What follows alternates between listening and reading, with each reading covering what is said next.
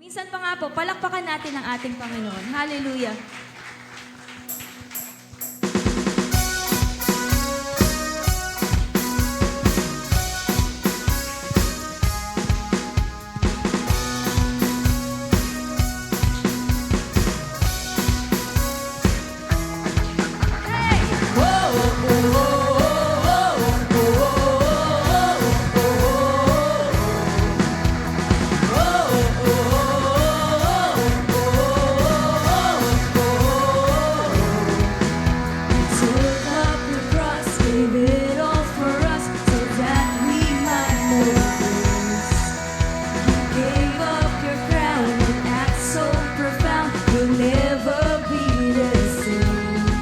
We will never be the same.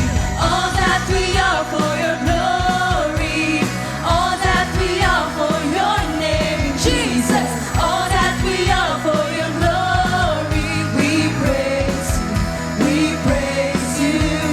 Whoa, oh, oh, oh, oh, oh, oh. The fight is now over, war has been won. The power of your name, Jesus the Christ has made us alive. We'll never be the same. We will never be the same. All that we are for your glory, all that we are for your name, Jesus. All that we are for your glory, we praise you, we praise you. All that we are for your glory, all that we are for your name, Jesus. All that we are for your glory, we praise you, we praise you. Whoa, oh, oh, oh, oh, oh, oh. Sacrifice, you lay down your life to save a sinner's heart like mine.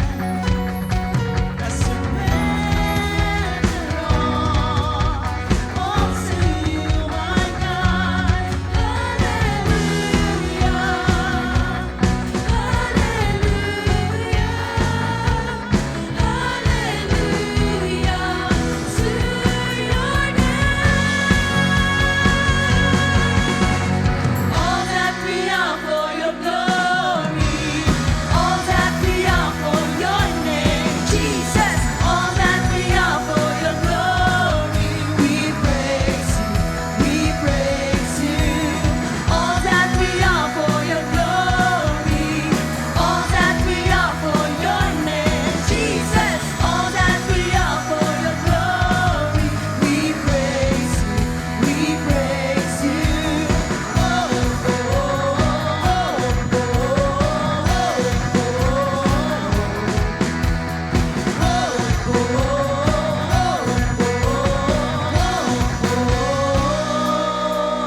Minsan pa, declare natin that He is the great God. Hallelujah! Praise Jesus!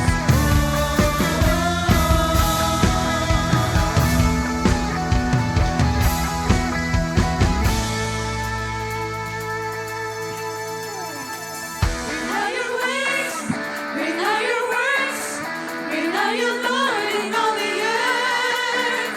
Great is your power, great is your strength.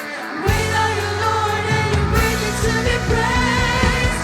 Great are your ways, great are your works, great are you, Lord, in all the earth. Great is your power, great is your strength. Great are you, Lord, and you're worthy to be praised. Your greatness, your famous name is exalted in all the earth. Glory, glory,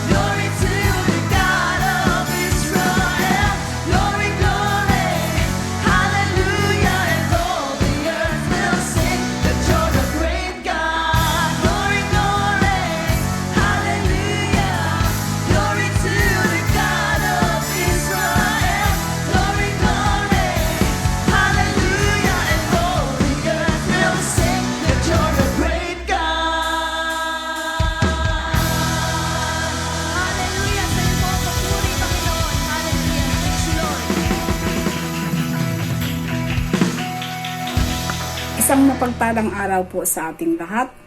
Welcome pong muli sa ating Midweek Fellowship. Salamat sa ating Panginoon at binigyan na naman tayo ng pagkakataong makapakinig ng kanyang mga salita sa pamamagitan ng live streaming ng ating fellowship. At dahil live streaming pa rin po tayo, i-like po natin at i-share ang live streaming ng fellowship na ito sa lahat ng ating mga kakilala. At sa ating pong pagpapatuloy, tara na po, sabayan na po natin ang ating The Anointing Band sa kanilang pagpupurit pasasalamat sa ating Panginoon sa pamamagitan ng mga espiritual na awitin. Purihin po natin ang ating Panginoon. Praise you, Jesus. Hallelujah. Glory to Jesus. Glory to God. Hallelujah. Thank you, Lord. Oh, thank you, Jesus. Salamat, Panginoon, sa pagkakataong ito na kami ay magpupuri at sasamba sa iyo, Panginoon. Wala na kaming ibang pupurihin, sasambahin, kundi ikaw lamang. Hallelujah. Pagpupuri, pagsamba, tanging sa iyo lamang. Diyos na makapangyarihan, magpakailanman. Ang pag-ibig mo'y sapat sa kanino man. Pagkat di ka nagbabago, magpakailanman.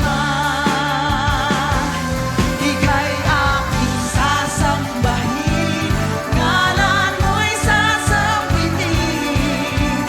Pagkat pag-ibig mo ang siyang mahalaga sa amin. Sa gitna ng kalutan, ika'y mapupurihan, pasasalamatan magpakailanman. Salamat, Panginoon. Pagpupuri at pagsamba, pagpupuri, pagsamba, tanging sa'yo. Sa'yo lamang, Panginoon. Diyos na makapangyarihan, magpakailanman. Ang pag-ibig mo'y sapat sa kanino man. Pagkat di ka nagbabago, magpakailanman. Ika'y aking sasambahin,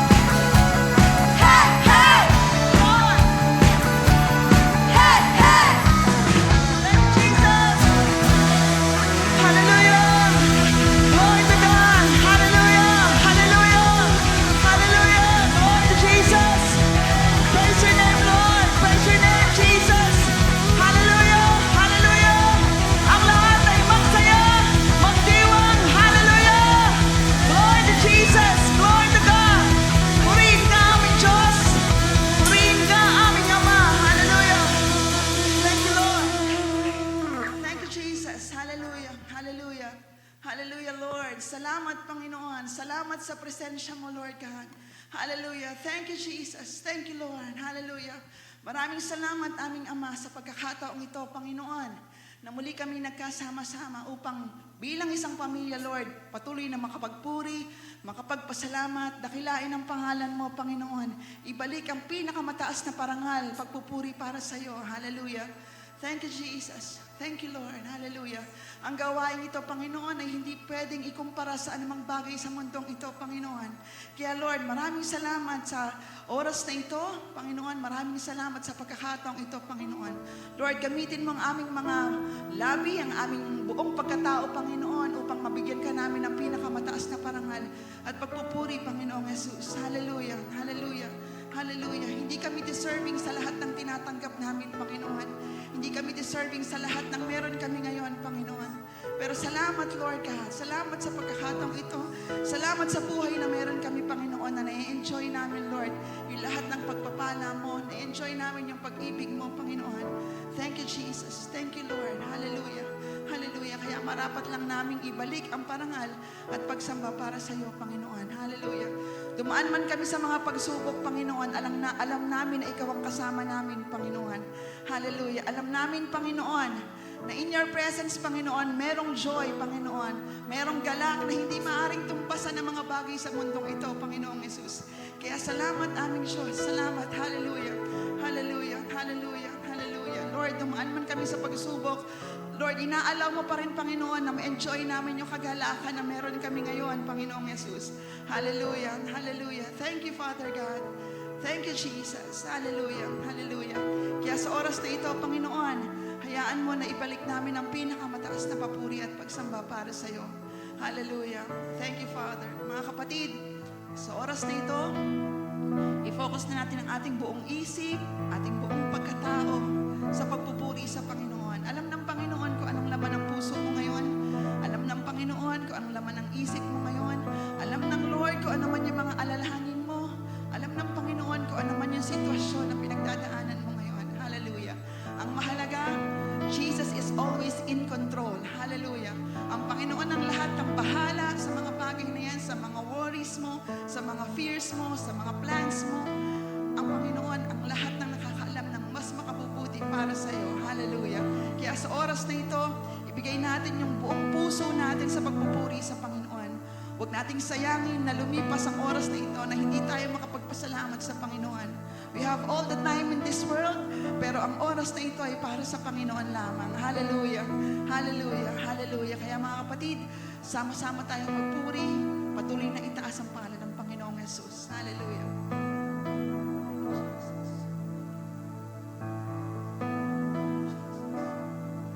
Nais kong ika'y maranasan, pagkilos mo'y aking inaasahan, pagkat sa'yo ko lang natagpuan ang tunay na kagalakan. Nais kong ika'y maranasan,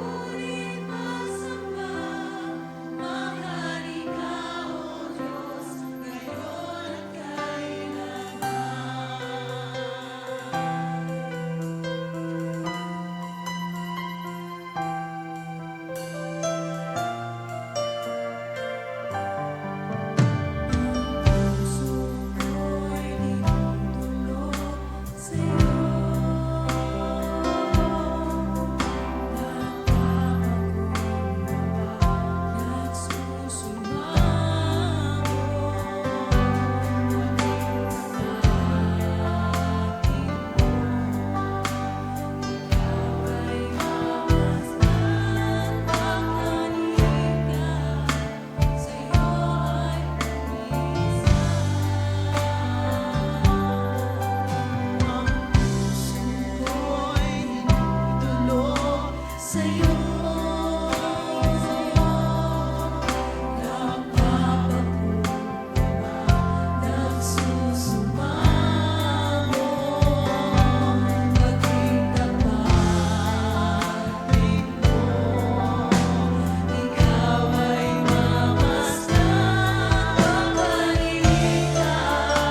Sa'yo ay kumisa.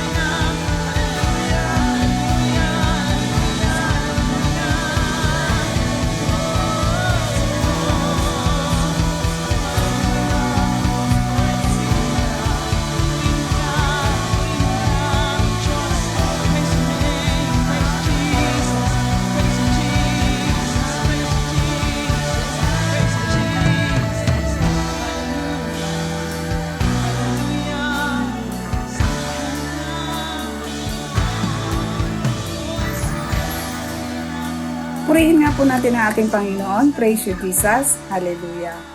Hallelujah. Nawa po na ihanda na po natin yung ating mga sarili pagkatapos nating sumabay sa ating The Anointing Band sa kanilang pagpupurit, pasasalamat sa pamagitan ng mga espiritual na awitin.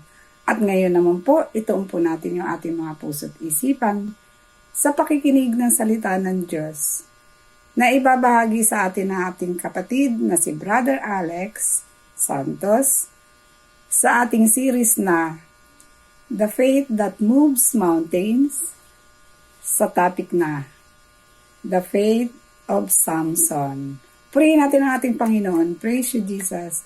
Hallelujah. Hallelujah. Hallelujah.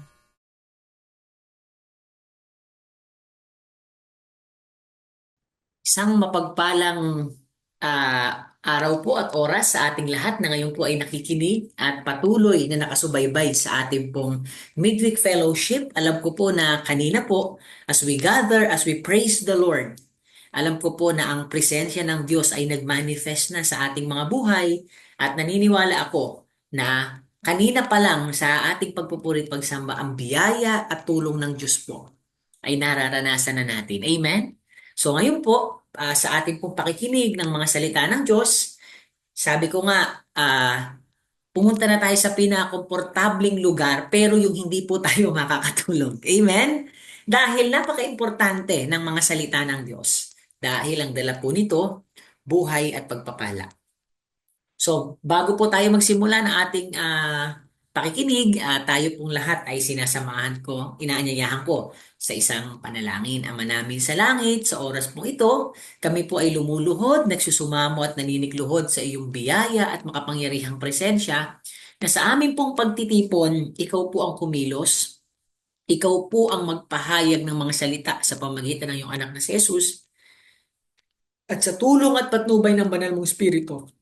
Naniniwala kami na ang mensahe mo sa oras na ito ay magdudulot sa amin ng pananampalataya, magdudulot sa amin patuloy, Panginoon, ang pagtitiwala sa iyo, at higit sa lahat, Panginoon, ang biyaya ng buhay, ang biyaya ng mga pagpapalang mula sa iyo, kagalingan, kalakasan, at patuloy na pagtatalaga ng aming sarili. Ama, sa oras mong ito, ikaw lang ang madakila, maparangalan, tanging karunungan at kaalaman mo lamang ang aming masumpungan. At naniniwala kami, ang mga salita mong ito ay magdudulot sa amin ng pagpapala. Sa iyo po ang papurit pagsamba. In Jesus' name we all pray. Amen and amen. Muli, palakpakan nga po natin. Sige po, kahit po tayo mga nasa bahay lang, ibigay natin sa Panginoon yung ating totoong palakpak at pasasalamat. Praise the Lord. Hallelujah. Amen. Sige po, punuin natin ang heart react. Sige po, heart natin yung ating pong lower left button. Ayan, nandiyan po yung mga heart. Piliin nyo na lang. At sa mga hindi pa po nakakapag-share, let us share this live streaming para po maraming mabless na ating pong mga pagpapalang dulot ng salita ng Diyos. So, tayo po ngayon ay patuloy na nasa seryeng Faith That Moves Mountains. At nakita na po natin in the past almost 7 topics, ano? Naalala ko yung last topic ko dito, the faith of Joseph. And now, what we are going to discuss at ituturo sa atin ng Panginoon, kung paano yung pananampalataya naman ni Samson, isa sa mga kinilala ng Panginoon bilang hero of faith, di ba? Sa panahon ng lumantipan, ay siyang magbibigay sa atin muli ng patuloy na inspirasyon at paniniwala at pagtitiwala sa ating Panginoong Jesus. Amen. So, sabi ko nga, nakakatuwa yung mga natatapat sa akin na topic kasi ako mismo sa aking sarili, ang dami ko natututunan. And I always see myself dun sa katatayuan ng mga na-assign sa akin na topic. Nakaraan si si Jacob, di ba? Ngayon naman si Samson. So, hindi ko alam kung inabutan ng karamihan sa atin, pero siguro naman, alam niyo ba yung laro na Samson, Delilah sa Tigre? Di ba? Ano yun na ba yun? Yung para siyang Jack and Poy, pero ito ay mga tao, di ba? Grupo to. Tapos, pag yung grupo nyo ay nakatigre, tapos ang grupo nyong kabila ay Samson, ang panalo si Samson. Yeah? Pag ang grupo naman ng kabila ay Samson, tas ang grupo nyo ay Delilah, talo si Samson ni Delilah. Mamaya mas mauunawaan natin kung bakit. Tapos pag ang grupo nyo naman ay si Delilah tapos Tigre, ang panalo yung Tigre. Di ba? So, kilalang kilala po natin si Samson, di ba?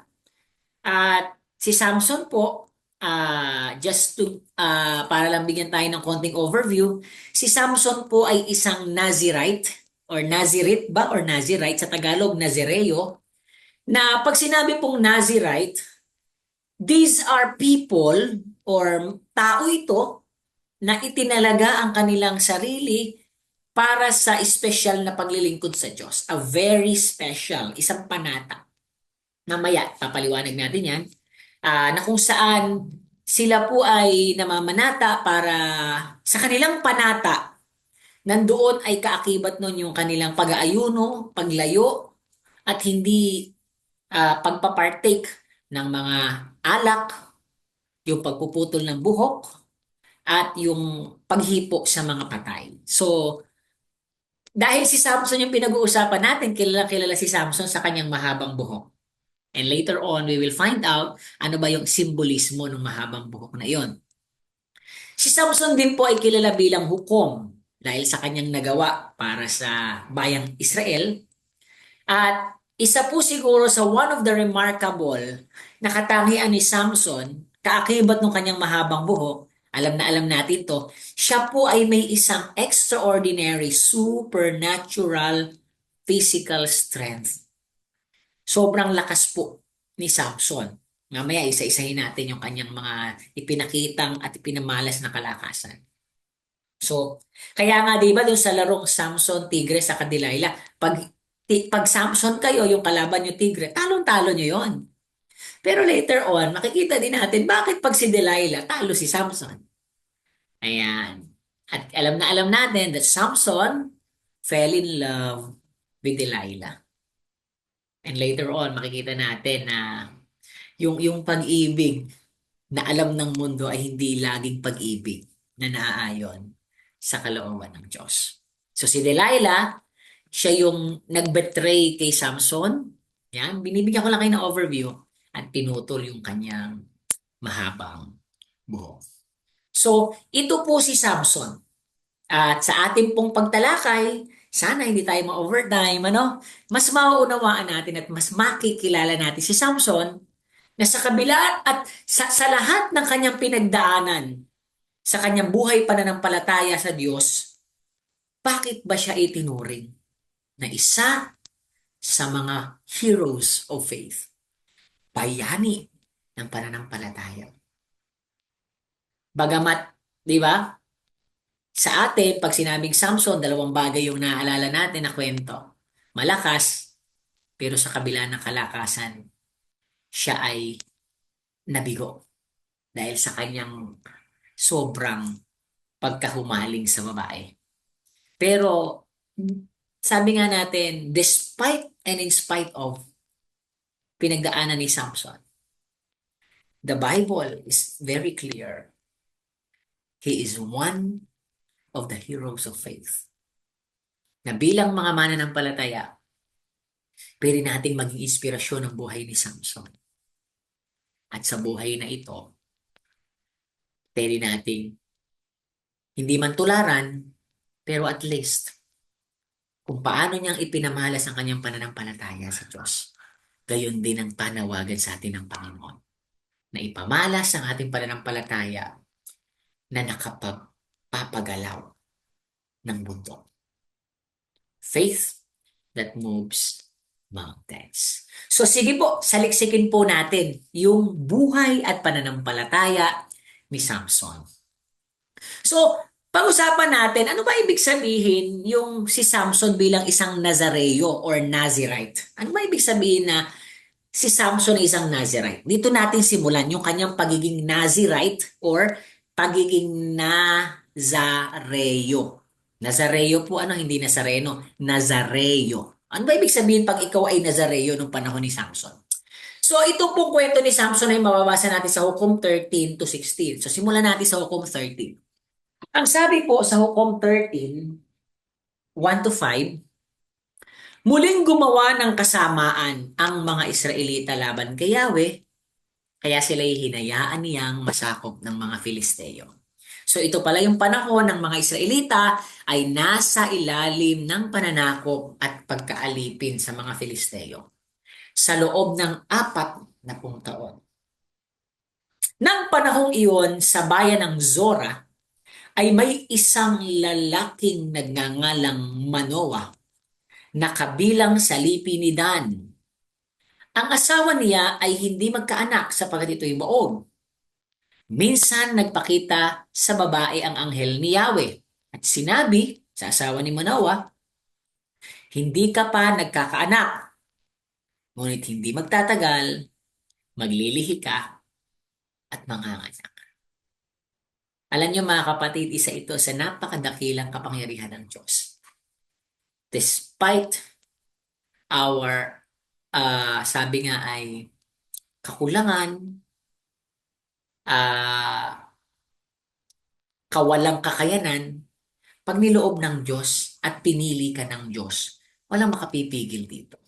Di ba nga si Sarah, 100 taon na nung ipanganak si Isaac. Si Maria, di ba? Isang birhen, pero sa kabila na siya isang birhen, sa paglokob ng Espiritu Santo, siya'y nagkaanak at ang kanyang naging anak ay ang ating Panginoong Hesus. Wala pong imposible sa Diyos. God is a God of miracle. Minsan nga, ito lagi ko pong pinapaalala sa F-group ko. Sa buhay daw nating ito, 2 lang yung pinaniwalaan dapat natin. As if everything is a miracle, or as if nothing is a miracle.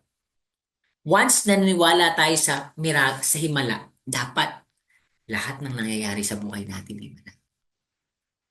Yan true enough.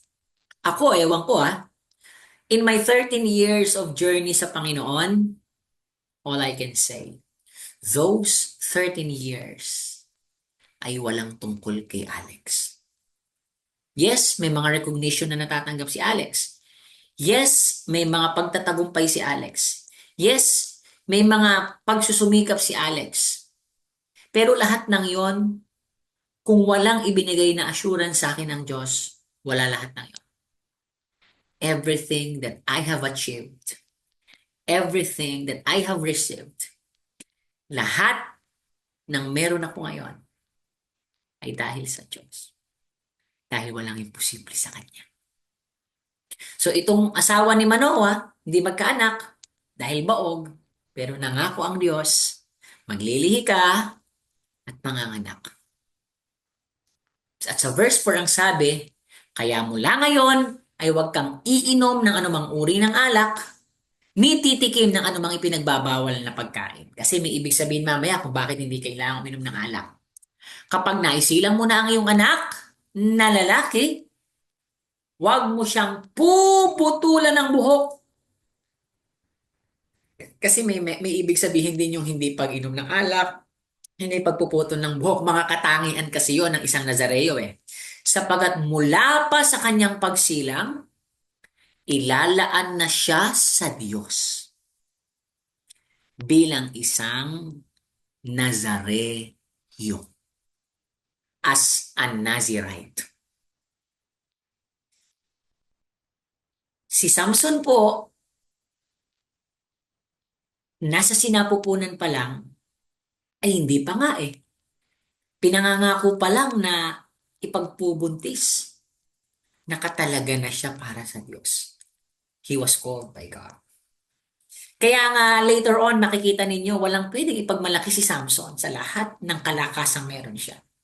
Because whatever he has came from God. Kasi hindi pa siya ipinaglilihi ng kanyang mga magulang.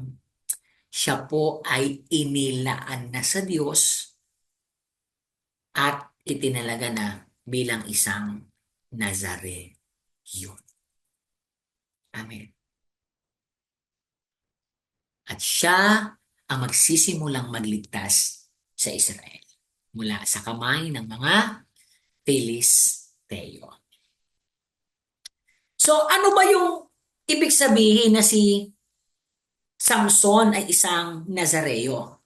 Ang sabi dito sa Bilang 6:1-8, ito po kasi yung guidelines ng Panginoon tungkol sa Nazareo. So sinabi ni Yahweh kay Moises, panahon pa ni Moises ito na po ang standard pag sinabing Nazirite. Sabihin mo sa bayang Israel kung ang sino mang babae, kung ang sino man, babae o lalaki, ay gagawa ng panata at ilalaan niya ang sarili kay Yahweh bilang Nazareo. So pag sinabi palang Nazareo, ito ay isang panata, isang paglalaan. It is a commitment. It is a devotion to God. Siguro pwede natin itong ihalin tulad sa sa atin, sa church, sa community. Ito yung mga workers. Ito yung mga may commitment na italaga ang sarili to serve the Lord. Or sa relihiyon, siguro sila yung mga katikista, yung mga ganon. So may panata na sila. Di ba? Yung mga nagdidebosyon. Di ba? Halimbawa, nagdidebosyon sa Nazareno. Di ba? Yung nagdidebosyon sa mahal na birhen. Yung mga ganon. So yun yung Nazareo. It's a kind of devotion and commitment to God. At bilang isang Nazareo, ito po yung mga dapat ginagawa ng isang Nazareo na nagtalaga ng sarili sa Diyos. Una, huwag siyang iinom ng alak. Anumang uri ng alak, anumang inuming nakakalasing, ang sabi dito, inuming galing sa katas ng ubas. Or huwag kakain ng ubas kahit po yung wala ng katas, yung pasas. Katas, ubas, pasas, bawal kainin at inumin.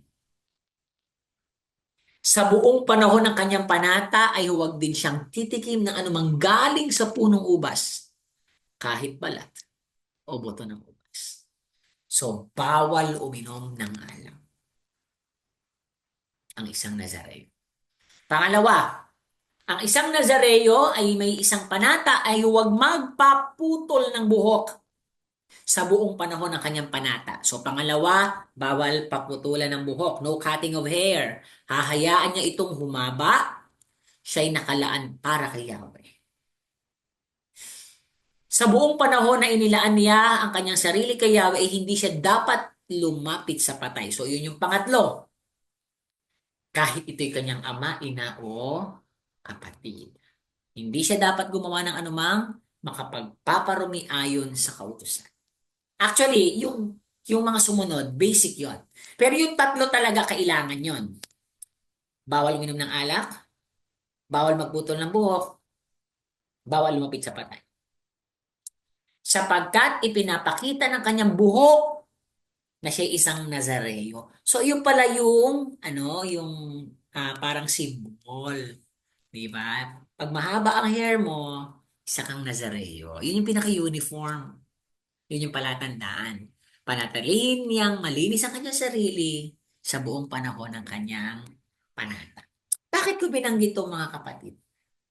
Para ipakita sa inyo yung calling ni Samson. As early as a child, si Samson po itinalaga na sa Diyos bilang Nazareo na sa kanyang panata, siya ay magtatalaga ng sarili sa Diyos at sa pagtatalaga niya ang kanyang commitment, bawal siyang uminom ng alak, bawal siyang magpaputol ng buhok, bawal siyang lumapit sa patay. Gagawin niya lahat yun alang-alang sa Diyos, hindi para sa sarili niya. Yun yung panata. Diba? Hindi to necessarily ay maglilingkod ka sa simbahan. No. Yun yung panata mo buong buhay mo. Hindi ako magpapagupit para sa Diyos. Hindi ako iinom ng alak para sa Diyos. Hindi ako lalapit sa mga patay para sa Diyos. It's a kind of devotion. Panata. Di ba? Mamumuhay siya ng normal, pero sa kanyang pamumuhay, nandun yung hindi siya magpapagupit, hindi siya inom ng alak, hindi siya lalapit sa patay. That is the devotion of a Nazirite. At At doon nga nakilala si Samson. Alam naman natin yan, ano? Si Samson ay nakilala natin na isang mandirigmang mahaba ang buhok. Ngayon, pag-usapan natin ngayon yung sikat na katangian ni Samson. Yung kanyang kalakasan. Gaano ba kalakas si Samson? Gaano ba siya kalakas? Kasi pag sinabing Samson, una kagad papasok sa isip natin, bukod sa mahaba buhok, is malakas. Gaano ba siya kalakas? So marami po akong ditong sinight na mga pangyayari sa buhay niya na nagpakita talaga siya ng kalakasan. Ano? Ito po yung unang pagkakataon nung siya ay nagustuhan niya yung kanyang asawa. No? Nung nakilala niya yung kanyang asawa, dito unang ipinamalas yung kanyang kalakasan, I think. Pumunta si Samson sa Timna kasama ang kanyang mga magulang kasi manliligaw nga eh.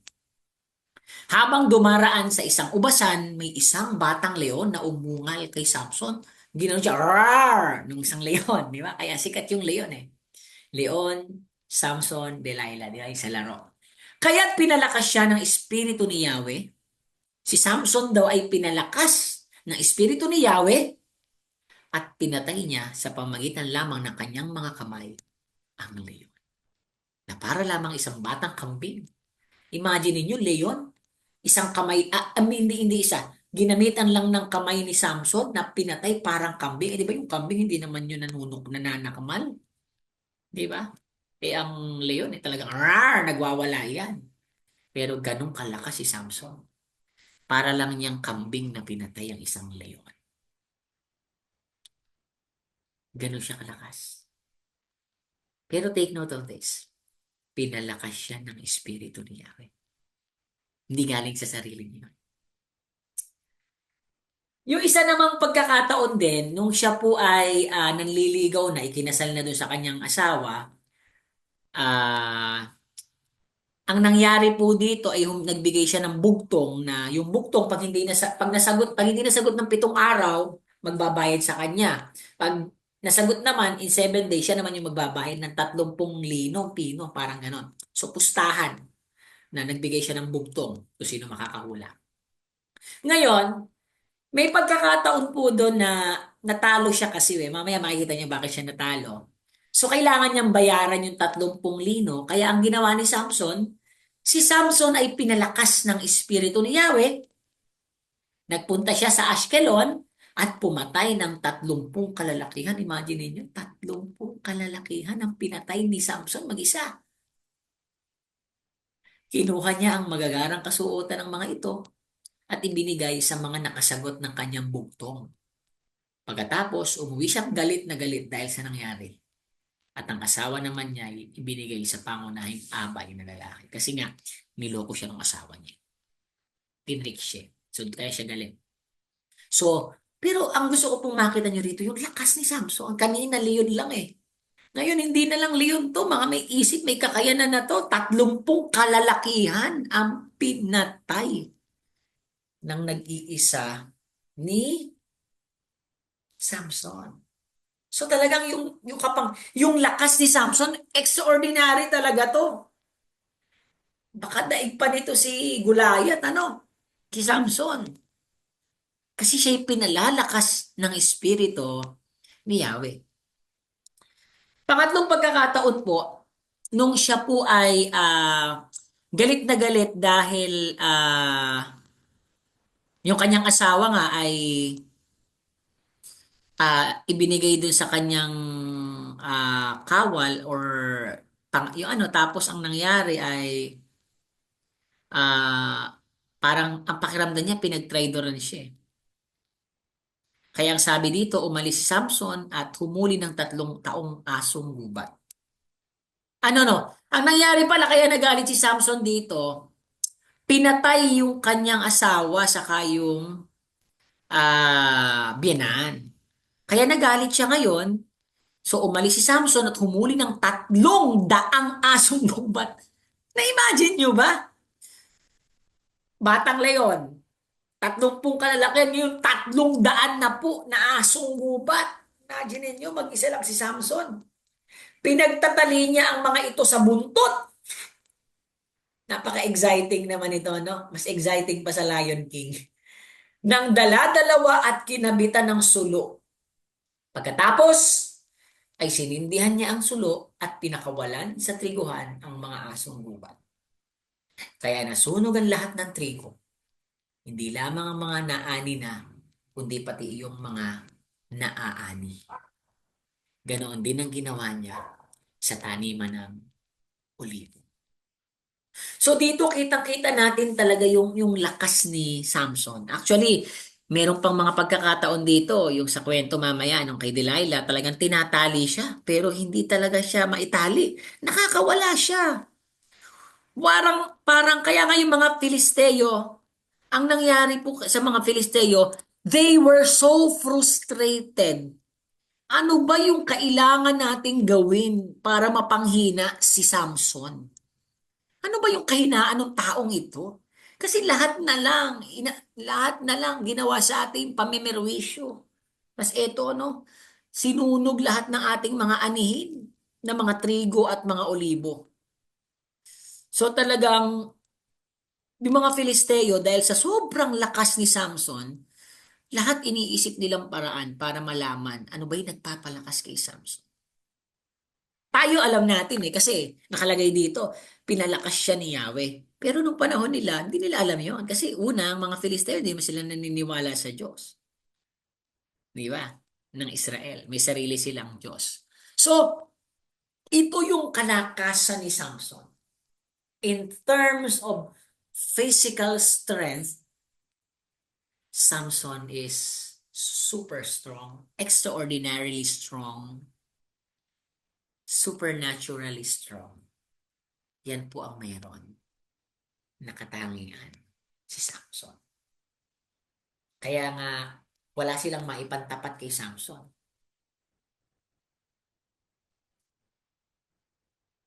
Kaya sabi dito, no, sa Hukom 15:13-15, sabi dito, sinabi nila, hindi ka namin papatayin. Ito yung yung may pagkakataon na nagalit yung mga Pilisteo sa ginawa ni Samson na pagsunog. So gumanti siya ngayon dito sa mga Israelita. So nakiusap ang mga Israelita ngayon kay Samson, sumama ka sa amin. Kailangan ka naming ipambayad sa mga Pilisteo para mapatahimik ka na nila. Para hindi na nila kami guluhin. So ang sabi ni Samson, o sige, hindi ka namin papatayin, gagapusin ka lang namin at ibibigay sa kanila. Kaya siya'y ginapos nila at dalawang bagong lubid at inilabas sa yungib. Pagdating nila sa Lehi, sinalubong sila ng naghihiyawang mga Filisteo. Ngunit si Samson ay pinalakas na naman ni Yahweh, ng Espiritu ni Yahweh, at ang kanyang kapos ay pinatid niya. Parang Incredible Hulk, di ba? Yung scene sa Incredible Hulk na para lamang nasusunog na sinulid. Imagine mo, hindi basta sinulid nasusunog pa, parang ganun lang niya.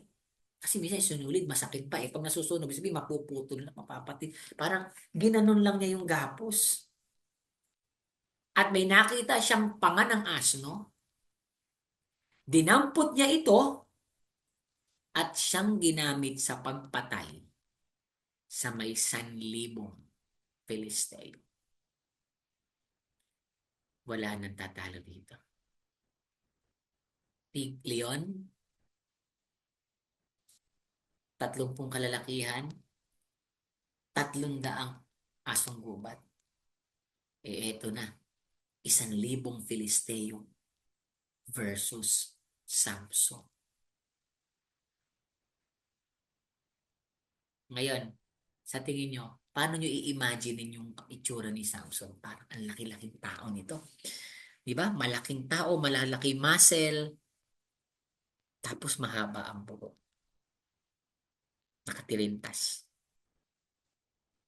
Yan po si Samson. Yan ang katangian ni Samson. Sobrang lakas nito. Kaya gayon na lang ang frustration ng mga Filisteo.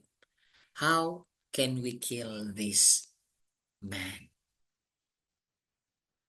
Pero mga kapatid, sana nakikita natin sa lahat ng kalakasang ipinakikita ni Samson, dapat makita natin, hindi ito kanyang sarili lamang.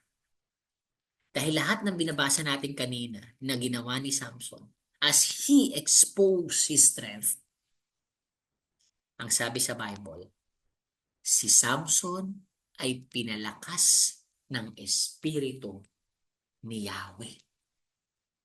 Ang Diyos ang nagpapalakas kay Samson. Kaya lahat ng gawin niya in terms of strength na pagtatagumpayan niya, na paglalabanan niya, natatalo niya, napapatay niya. Amen.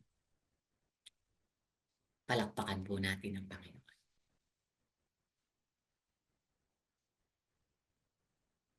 Pagkatapos si Samson ay nakadama ng matinding uhaw at sa kanyang pagkauhaw ang kanyang nasabi sa Diyos, pinagtagumpay ninyo ako ngunit ngayon mamamatay naman ako sa uhaw at mabibihag ng mga hindi tulig ito.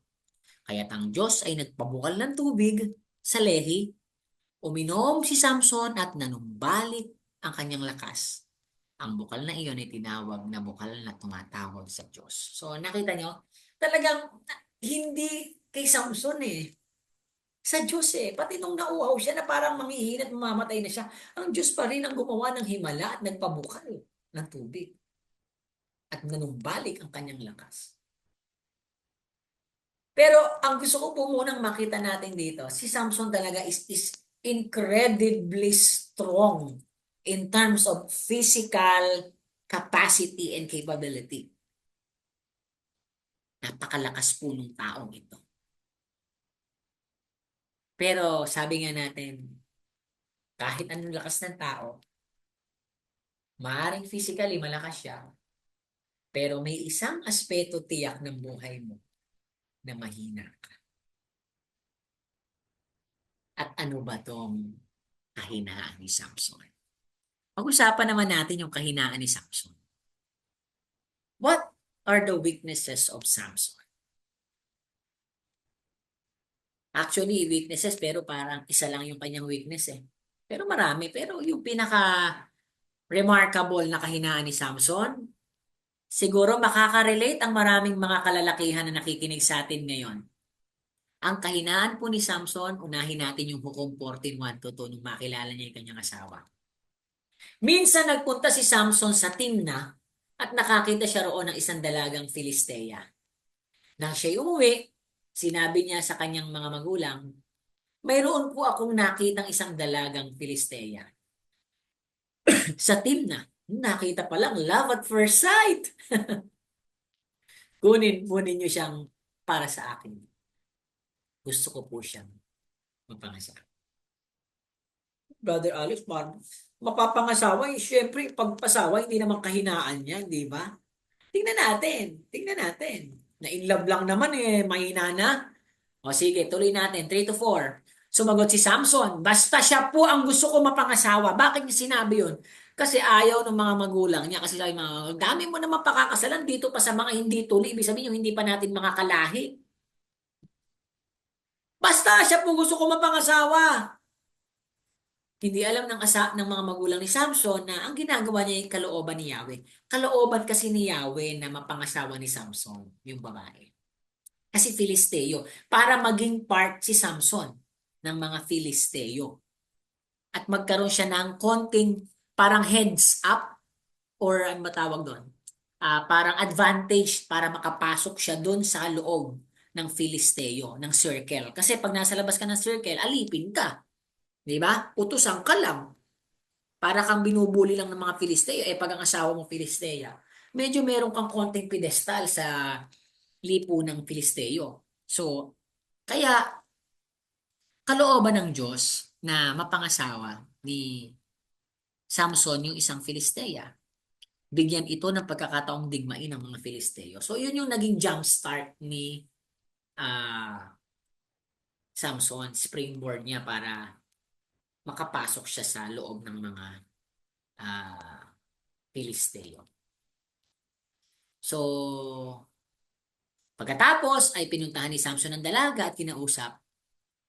Lalo niya itong nagustuhan. Talagang mahilig sa babae. si Samson. Pagkalipas ng ilang araw, nagbalik siya upang pakasalan ang babae. Naku naman, Brother Alex, in love lang, kahinaan na ba yon?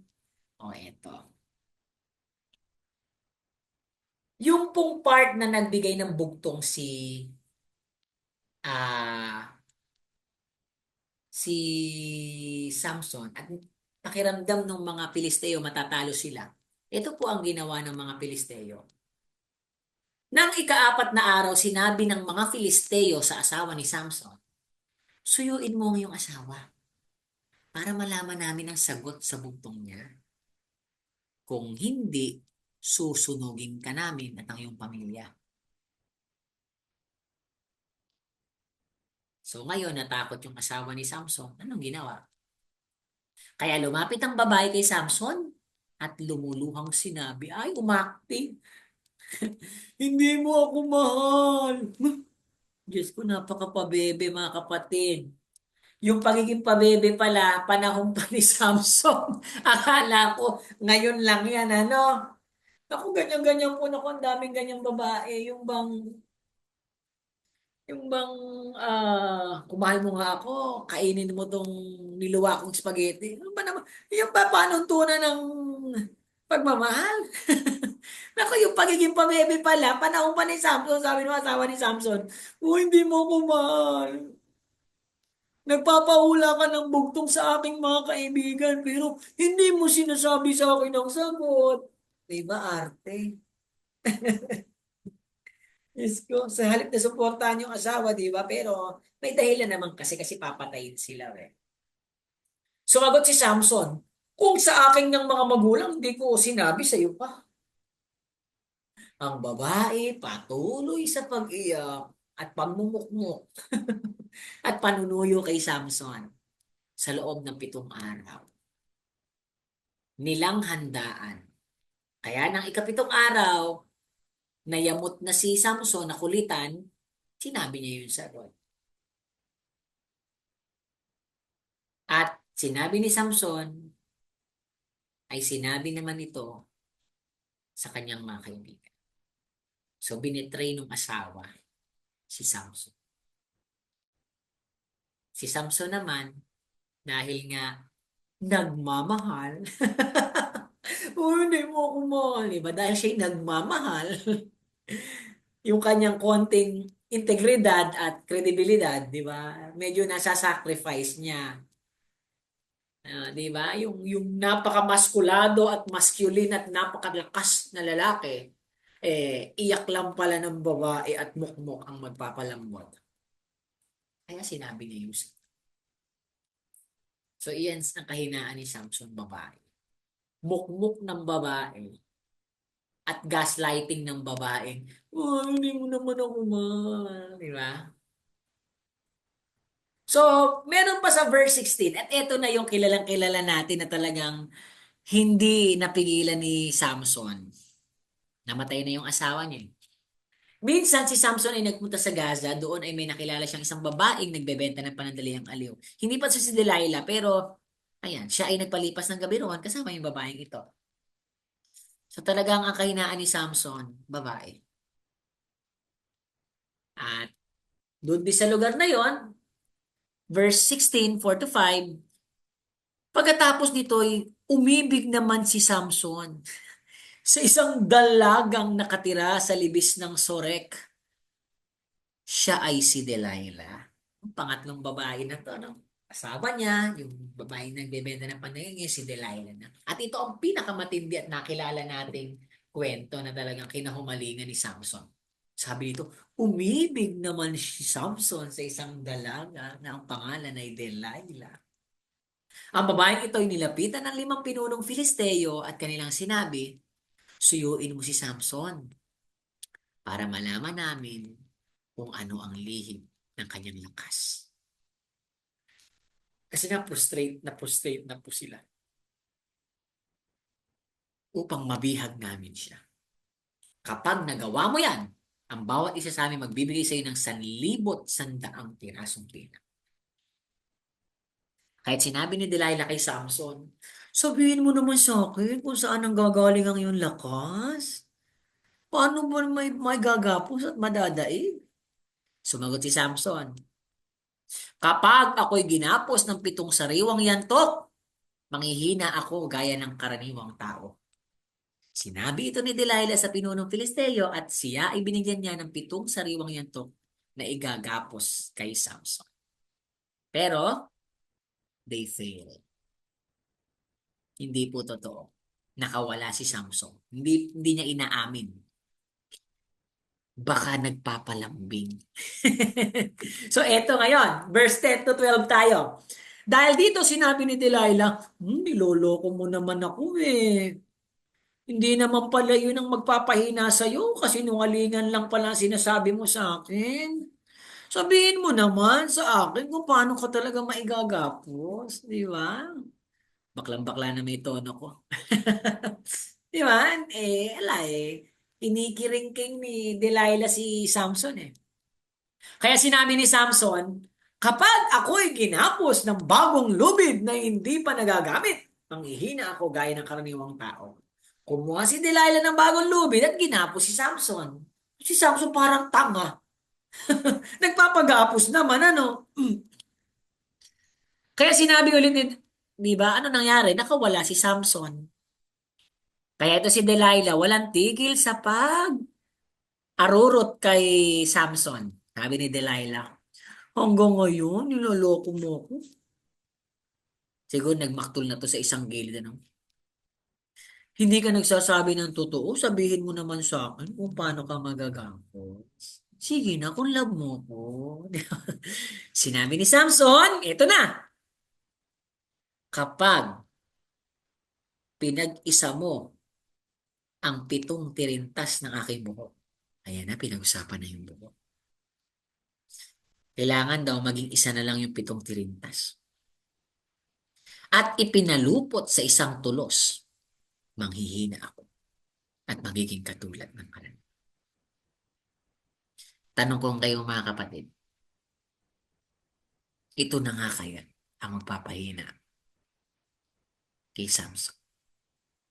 At gagawin kaya ni Delilah? Gagawin kaya ni Delilah? Ipagkakanilo kaya niya talaga si Samson? Basahin natin. Verse 14. Kaya pinatulog ni Delilah si Samson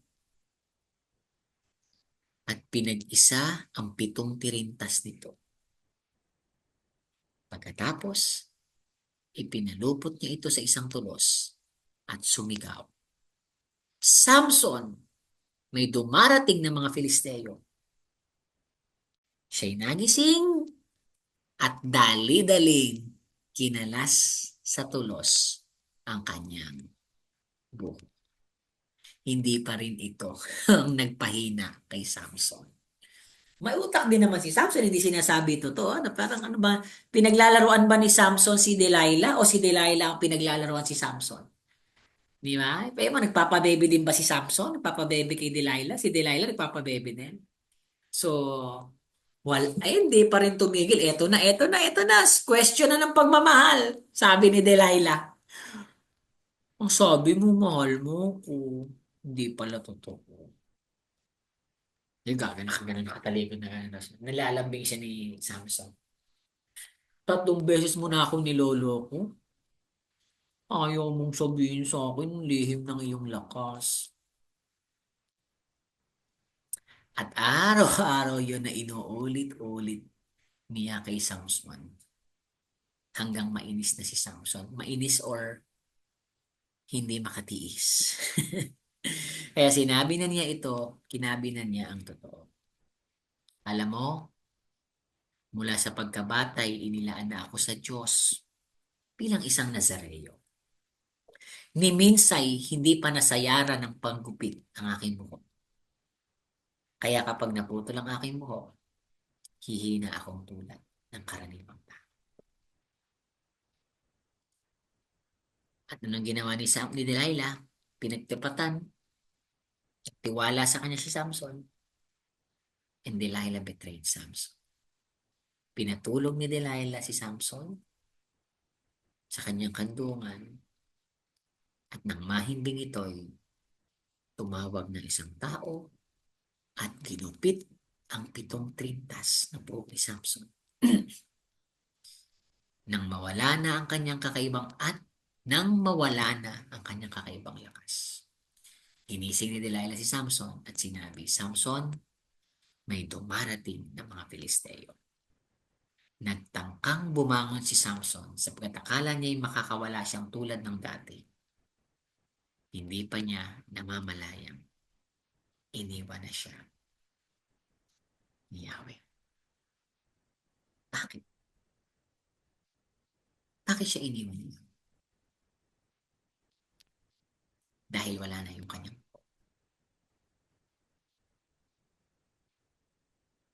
na simbolo ng kanyang panata. Or should I say, nakalimutan ni Samson na dapat mas malakas yung kanyang pananampalataya kaysa yung kanyang pagnanasa sa mundong ito. Nakalimutan ni Samson na magtiwala kay Yahweh. Nakalimutan ni Samson na hindi naman talaga yung buhok mo nagpapalakas sa iyo. Ang tunay na source ng lakas mo, Samson, ako. Di ba? Ang linaw kanina ng mga verse eh. Pinalakas siya ni Yahweh. Pinalakas siya ng Espiritu ni Yahweh. Pinalakas siya ng Espiritu ni Yahweh. Pero hindi siya nag-trust doon. Mas nadaig siya ng kanyang laman. Mas nadaig siya ng kanyang kahinaan ang babae.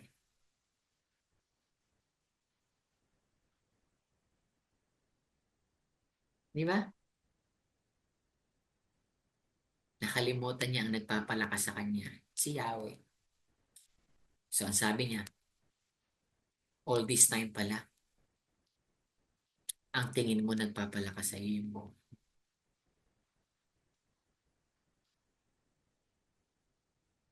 Maaari, dahil simbolo yun ang pagtatalaga mo sa Diyos. Pero mga kapatid, at the end of the day, wala yung buhok na yan. Ang totoong nagpapalakas sa atin si Yahweh. Sa atin, minsan kasi ganun tayo no? Minsan, katulad tayo ni Samson, dahil sa ganda ng example, masipag kang naglilingkod sa Panginoon, akala mo kaya ka blessed na blessed kasi sobrang sipag mo naglilingkod sa Panginoon. Hindi, kapatid. Maganda maglingkod sa Panginoon. Talaga namang nakaka-bless maglingkod sa Panginoon. Pero always remember, ang dahilan kung bakit tayo blessed, ang dahilan kung bakit tayo malakas, hindi dahil naglilingkod tayo sa Diyos. Hindi dahil mahaba ang buhok natin. Hindi dahil mahaba ang listahan ng ministry natin. Hindi dahil mahaba ang oras na ibinibigay natin sa Diyos. Hindi dahil mahaba ang pasensya natin. Hindi dahil mahaba ang kautosang nasusunod natin. Na kung puputulin ay mawawala na ang lakas natin. Hindi. Ang tunay dapat. Ako naniniwala ako kung sinabi ni Samson na, ano ba magpapahina sa'yo? Ang sinagot ni Samson kung ilalayo niyo ako sa Diyos na aking pinaglilingkuran at pinagpanataan ng aking buhay, yun ang magiging kahinaan. Siguro kung yun ang sinabi ni Samson, hindi siya mahihina. Lalo siyang palalakasin ng Diyos. Pero Samson, at this point in time, dahil mas mahalaga sa kanya ang babae, at nilamo na siya ng kanyang kayabangan, na inakala niyang yung buhok ang dahilan ng lahat, nabulag siya ng kanyang kalakasan. Kaya kaya ako nilagay dito weaknesses more than woman. Ang tunay na naging kahinaan ni Samson, yung kanyang titiwala sa kanyang sarili.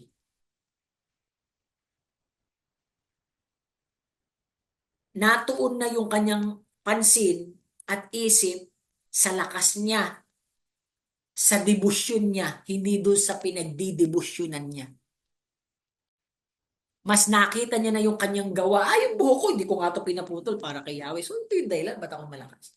No! Hindi ganon. Kaya tayo malakas dahil sa Diyos. Kaya tayo tinatanggap ng Diyos dahil kay Jesus Christ. Kaya tayo nag-e-enjoy sa buhay dahil kay Jesus Christ. Kaya tayo nakakapalakpak, di ba? Dakilang biyaya, kami pinalaya mula sa biyag ng kasalanan. Hindi dahil sa atin, kundi dahil sa dakilang biyaya ng Diyos. Pinatawad, pinagpala ng lubusan dahil sa biyaya ng Diyos. Hindi mapipigil ang pagsamba sa iyo. Jesus, dakila kang totoo. Si Jesus ang dahilan.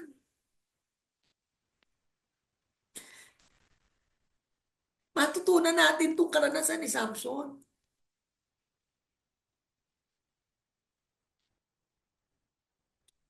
Sana, sa pagtatagumpay natin bilang Kristiyano, ako yan yung lagi ko pinapaalala sa sarili ko araw-araw. Kasi sabi ko nga, apakarami ko na pong tinanggap na biyaya sa Diyos. Sobrang dami pong pangarap na tinupad sa akin ng Diyos. Hindi ko na mabilang. Sabi ko, thank you Lord. Nakatapos ako ng pag-aaral. Tinupad niya yung pangarap ko. Maging engineer. Maging teacher. May bonus pa, master plumber. Magandang trabaho. Nakapasok sa public school. Tapos nangarap ulit.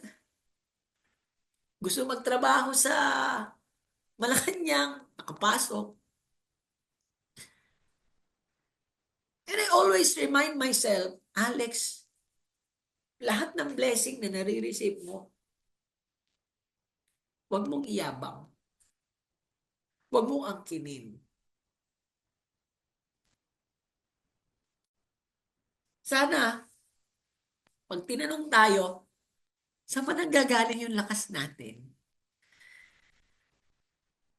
Huwag natin gayahin yung sagot ni Samson. Huwag tungkol sa atin. Huwag yung debosyon natin at panata natin ang ipagyabang natin. Kasi nagsiserve ako kay Lord. No?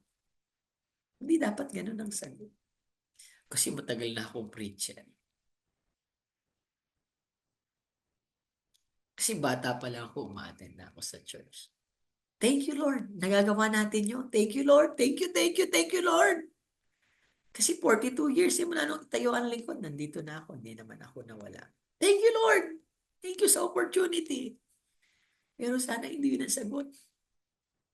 Kasi pag yun ang sagot natin, yun ang magiging mitya ng panghihina natin. Kasi you're starting to count your works than to count the goodness of God. Always focus on God's grace.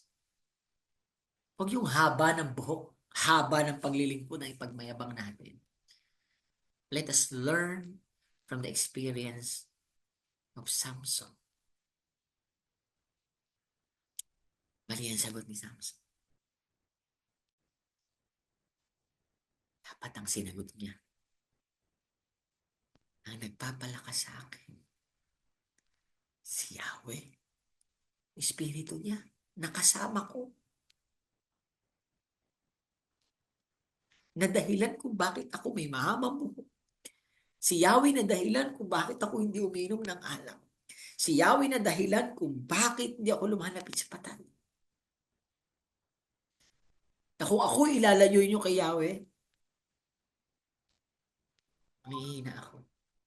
Tignan ko lang kung sige, anong gagawin nila ko yung sinagot? Wala. Ano nila ilalayo? Paano nila ilalayo si Samson? Pasasambahin nila? Hindi nila mapapasamba si Samson sa Diyos-Diyosa nila. Kaya mali ang sagot eh. Ayan. Diyan pala nang gagaling lakas mo. Eh, di sige, putulin natin.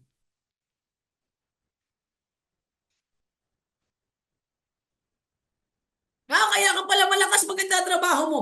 Sige, putulin natin.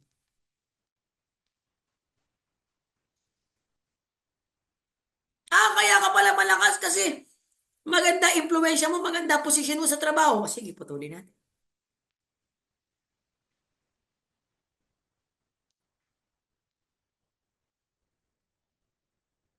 Kaya ka pala masaya kasi napupuntahan mo yung gusto mong puntahan. Eh, di, putulin natin. Yun ba gusto natin, mga kapatid? Let us learn from what has been experienced by Samson. Hindi tungkol sa atin.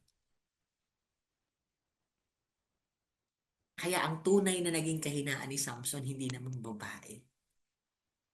Ginamit lang yung babae. Ang tunay na naging kahinaan ni Samson, he trusted and overly believed in himself than to the real source of his strength. And his name is God, Jesus. Pero salamat sa Panginoon. Sabi nga mga kapatid, natalo dito si Samson, binihag, Pilisteo, dinukit ang kanyang mga mata. Binihag siya kasi nga nanghina na siya.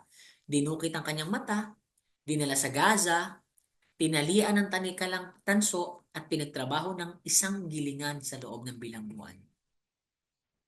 Samantala, unti-unting umabang muli ang kanyang buhok. Pero may ibig sabihin yung unti-unting umabang muli ang kanyang buhok. Ibig sabihin ba lumalakas na siya? Yung may ibig sabihin na, ay, lalakas na ulit si Samson. Humahaba na ulit yung buhok. Tignan natin. Pag-usapan natin kung paano bumalik yung tunay na kalakasan ni Samson. Sa Hukom 15, 16:25 to 27, pakikita na natin ngayon, hindi talaga buhok. Kasi mahaba na pero nangyari. Nagkakasiyahan po yung mga Pilisteo kasi natalo na nila eh. Nadakit na nila si Samson. So, celebration, party. Nasa isang building sila, nagpa-party sila. Sa laki ng kanilang katuwaan, naisipan nilang pagkatuwaan si Samson. Mahina na to. Gawin natin parang dagang laruan, ano? Inilabas nila ito sa bilangguan at pinatayo sa pagitan ng dalawang malalaking haligi. Sinabi ni Samson sa batang lalaki na umaakay sa kanya, ihawak mo ang aking mga kamay sa mga haligi ng gusaling ito. So may dalawang malaking haligi, sabi doon sa isang haligi, ihawak yung kanyang kamay. Sa mga haligi, doon niya ihawak. So parang gano'n, ano? Gusto kong sumandal doon. Ang gusali napakasikip dahil sa dami ng tao, babae at lalaki, lahat-lahat ay 3,000 ang laman nung gusali. At pinagkakatuwaan nila si Samson habang nakahawak sa haligi. Eto na. Ito na yung climax. Actually, yung resolution. Dahil na, dumating na ang tunay na kalakasan ni Samson. Kasi nga, humahaba na yung buhok niya eh. Ano sabihin humahaba na yung buhok niya? Naalala na ulit ni Samson. Kaya pala ako nagpapahaba ng buhok. Para kay Yahweh. Hindi pala para ipakitang ako'y Nazareo. Hindi pala ako nagpapahaba ng buhok para lumakas. Hindi pala yun ang dahilan. Hindi pala talaga ito ang dahilan ng aking kalakasan.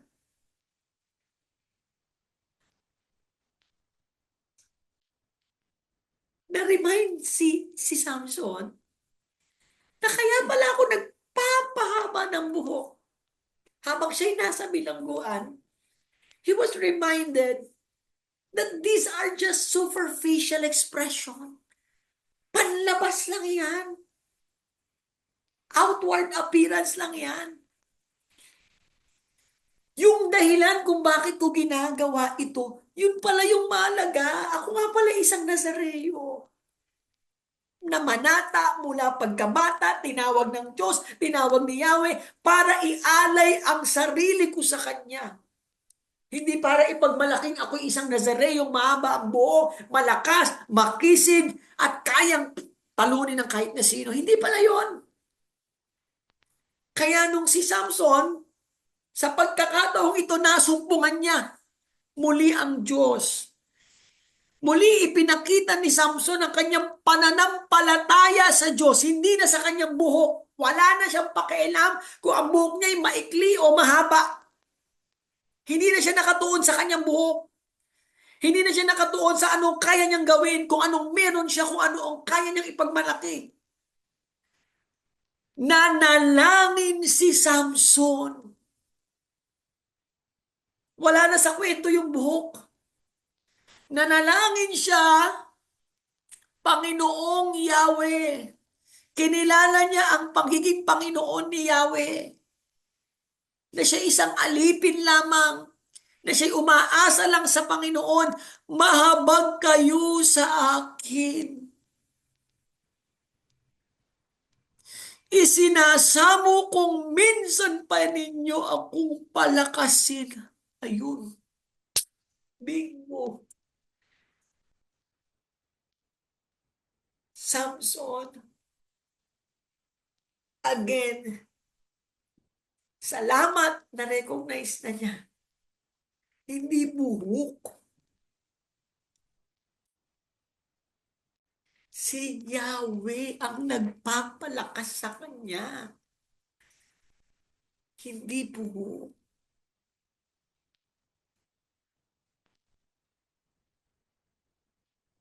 Kaya minsan talaga, no? Yung pagtutuwid ng Diyos, malaki na itutulong sa atin.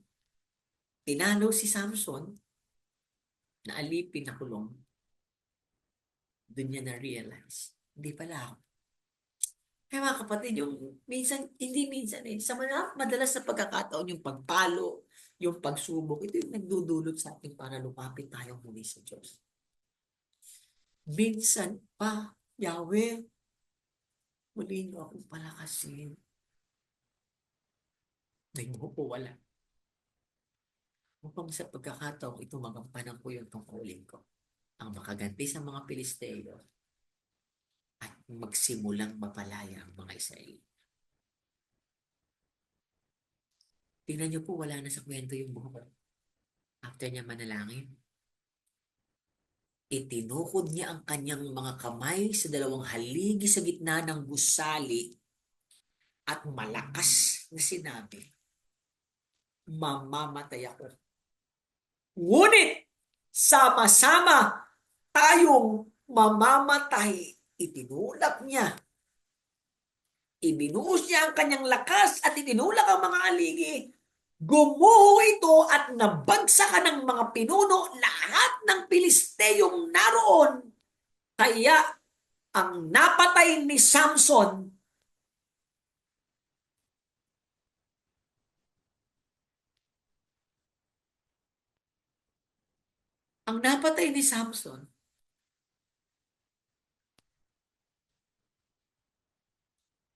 para habang mga kapatid, naiiyak ako kasi para ako nanonood ng movie. Ang napatay ni Samson, sa oras din ng kanyang kamatayan,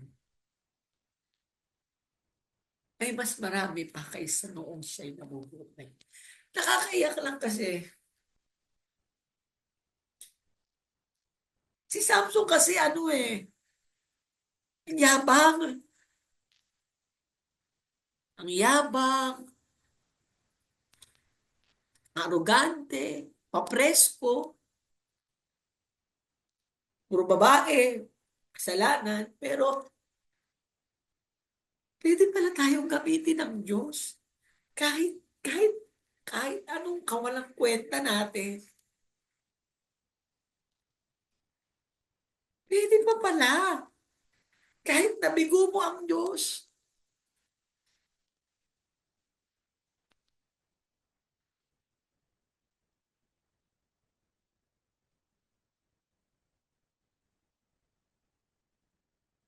Imagine ninyo, no? Pwede nang mabura sa kasaysayan si Samson eh, dahil sa ginawa niya eh. Pero hindi pumayag ang Diyos. Hindi pumayag ang Diyos. Totoo eh, totoo yung nasa Bible, hindi nasasayang ang ating pagpapagal. Nagkamali si Samson, oo. Iniwan siya ng Espiritu ni Yahweh for a time. Pero tinuruan lang siya. Nung huli, nung magpapaalam si Samson sa mundong ito, nung kukunin na siya ni Yahweh,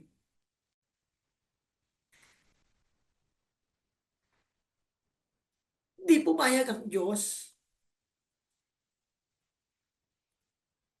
na mawala ng saysay lahat ng pagpapagal ni Samson. Through his journey, alam naman natin, ang daming pagkukulang ni Samson. Babae, yabang, mapresko. Pero si Samson din yung sinasamahan ng Diyos as he dedicated his life for Yahweh. Buong buhay din naman talaga, binigay niya yung sarili niya, yung panata niya, hindi siya nagpagupit ng buhok, hindi siya minom ng alak. Hindi na sayang yun. Mga kapatid, hindi na sasayang ang pagpapagal natin sa Diyos. Hindi pa huli ang lahat. Kasi minsan iniisip natin. Kagaya ngayon, magkakaroon na tayo ng batch 3 ng anniversary ng ministry training. Lord, mga kapatid, baka iniisip nyo matanda na kayo. Hindi totoo yun. Pwede pa. Pwede pa. Kagaya ni Samson, pwede ba natin gamitin yung sa tingin natin maikling panahon na lang na natitira? Maglilingkod pa ba ako sa Diyos? Baka 2-3 taon na lang ako. Pwede pa. Si Samson ang sabi dito, di ba? Nakapatay siya ng napakaraming Pilisteo. Alang-alang sa mga Israelita at sa Diyos. Pero ang sabi, ang napatay ni Samson sa oras ng kanyang kamatayan ay marami pa kaysa noong siya'y nabubuhay.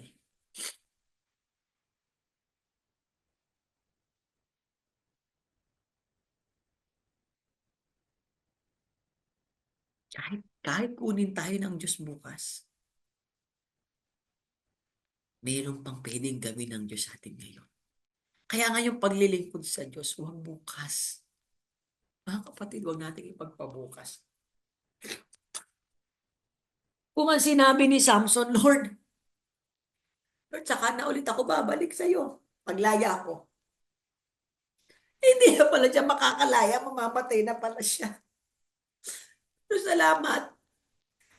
Bago siya mamatay, binalik siya ng Diyos. Sabi sa Hebreo, nirecognize ng Diyos. Nirecognize ng Diyos yung pananampalataya ni Samson. Hebreo 11:32. Magpapatuloy pa ba ako? Kulang ang panahon para maisalaysay ko sa tungkol kay Gideon, kay Barak, kay Samson. Samson was recognized by God. Dahil sa pananampalataya, nagwagi sila sa laban sa mga katigan. Tinupad. Dahil sa faith, di ba? Kaya nga sinasamahan si Samson ni Yahweh eh. Kailan lang yung buhok eh. Kailan lang yung part ng buhok eh. Ang totoo, di ba, wala pa naman sa usapan yung buhok. Ang sabi ng Bible, pinalakas si Samson ng Espiritu ni Yahweh. Kaya lahat ng labanan niya, nagtatagumpay siya eh. Nagwagi sa mga laban ng kaharian, nagkamit ng mga pangako ng Diyos. Si Samson. Sila'y mahihina, ngunit binigyan ng lakas. Dahil sa pananampalataya. Magiting sa digmaan at natalo ang hukbo ng mga dayuhan. Nangyari lahat na yun, lalo yung sa huli, sa resolution part ni Samson, nung bago siya mamatay. Faith yun. Nakita niya na, hindi buhok, hindi buhok. It's my faith. It's my God that will save me and give me strength. At nanalig doon si Samson. Kaya gaya ng bundok na palipat niya, gumuho. At hindi mahina ang Diyos kung namatay man mo si Samson. Si Samson po ay isang mandirigma. At bilang isang mandirigma, mas loloobin at mas iibigin pa nilang mamatay ng naglilingkod sa kanilang Panginoon at sa bayan. Hindi po talunan si Samson kung namatay man siya. Sa kamatayan ngayon ni Samson, nasulat ang kanyang pangalan bilang isang bayani ng pananampalataya. At nakita natin lahat na kaya pala siya malakas dahil sa Diyos. Kaya nga sabi ni Pablo, tayo din, kagaya ni Samson, naranasan na nating masiyahan sa anumang kalagayan. Naranasan nating magkikahos, managana, naunawaan na natin yung sikreto kung paano masiyahan kung anumang kalagayan natin sa buhay. Naranasan natin mabusog, magutom, managana, maghirap. Sa lahat ng ito ay magagawa ko. Dahil sa lakas na kaloob sa akin ni Kristo. Si Kristo po ang nagpapalakas sa atin. Kung paano si Samson ay pinalalakas ng Espiritu ni Yahweh noon, gayon din naman ngayon. Si Kristo ang nagpapalakas sa atin. Kaya sana mga kapatid, lagi natin yung maalala, lagi natin yung isa-isip, hindi tayo ang nagpapalakas sa ating sarili. Hindi buhok, hindi kagwapuhan, hindi ka makarisma kasi gwapo ka, hindi ka makapangyarihan kasi may pera ka, hindi. Dahil sa Diyos. Huwag natin pahabain yung ating mga papel. Baka yan ang maging mitya ng ating kahinaan at pagbagsak. Dapat si Jesus lang. Kasi wala namang makapaghihiwalay sa atin sa pag-ibig ni Kristo eh. Kung si Samson man ay misang nabihag ng kanyang kahinaan bilang lalaki at nagtiwala sa kanyang sarili, sa huli ano sabi? Hindi siya naiiwalay nito sa pag-ibig ng Diyos. Namatay pa rin siyang naglilingkod sa Panginoon sa kabila ng kanyang mga pagkukulang at pagkakamali. Sabi nga sa kawikaan, kay Yahweh tayo magtiwala, buong puso't lubusan. Huwag mananangan sa sariling karunungan. Yun ang itinuro sa atin ng pananampalataya ni Samson. Let us not trust ourselves. Let us not trust our own understanding. Let us not trust our own strength. But only the strength, the knowledge, the wisdom that only comes from God. Palakpakan po natin ang Panginoon. At sabi nga sa Samuel, huwag mong tingnan ang kanyang taas at kakisigan. Panlabas na anyo ang tinitingnan ng tao, ngunit sa puso, tumitingin si Yahweh. Alam niyo ba, noong huling pagkakataon ng buhay ni Samson?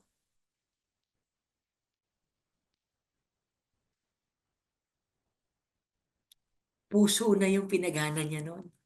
Hindi na lakas ng katawan. Alam eh. Sabi, ala na yung lakas niya.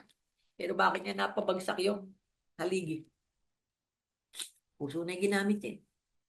Nagsumamo na siya sa Yahweh. Nagsumamo na siya sa Diyos. Nagsuko na siya sa Panginoon. Kaya mga kapatid, magtiwala tayo, Sabi nga sa Filipos 1:6, natitiyak kong ang mabuting gawang pinasimulan sa atin ng Diyos ay kanyang lulubusin hanggang sa araw ni Jesucristo. Sana po tayong lahat, kagaya ni Samson, sa pagharap natin sa kamatayan, sana abutan tayo naglilingkod sa Panginoon. Sana kagaya ni Samson, suko natin yung buhay natin lahat sa Panginoon. Kagaya ni Samson, hindi pa huli ang lahat. Yung mga naranasan mong mga himala sa Diyos, sa'yo ng Diyos noon, nung ikay nagsisimula, babalik yan ng Diyos sa'yo. Isuko mo lang. Isuko mo lang sa Panginoon. Sana po sa mga nakinig ngayon ng salita ng Diyos, matuto tayo sa karanasan ni Samson. Huwag sa sariling lakas, huwag sa sariling galing, huwag sa sariling husay, huwag anumang bagay at kwalipikasyong nagmumula sa atin ang makita natin. Ang makita natin, once and for all, si Jesus. Yung lakas na nagmumula sa Panginoon, yung lakas na ibinibigay ng Panginoon, yung lakas na mula sa ating Diyos, Ama, Anak, at Espiritu Santo. Amen. Muli, isang mapagpalang araw po at gabi sa ating lahat. Magpalain po tayo ng ating Panginoon Jesus. God bless po sa ating lahat.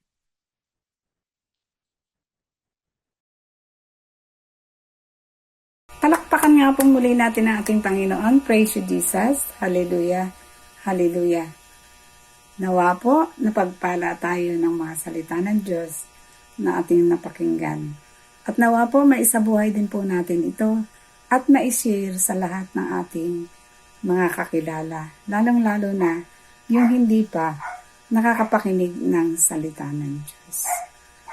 At ayan po, muli po tayong manabik sa susunod na Miyerkules, Midweek Fellowship po, 6 to 8 p.m. via live streaming pa rin po. At syempre po yung ating Youth Fellowship, face-to-face po ito, 5 to 6:30 p.m. tuwing Sabado po. Hallelujah. Praise you, Jesus. Hallelujah. At syempre po yung ating Sunday Fellowship, 9 to 11 a.m. ang unang session po. Face-to-face din po. At yung ating panghapon po, 2 to 4 p.m. face-to-face din po. At meron po tayong live streaming. Ayan po, tema po ng ating community, ang pastor natin, mahal natin. Ang community natin ng lingkod, siyempre po, mahal natin. At ang ating pamilya, mahal po natin. At dahil nabubuhay na po tayo sa pag-ibig na ating Panginoong Jesucristo, tayo'y getting stronger as love gets deeper. At ang tema po ng ating community ngayong taon, para kay Kristo, ang lingkod, patuloy sa paghahayo. Purihin po natin ang ating Panginoon. Hallelujah. Praise you, Jesus. God bless po. God bless.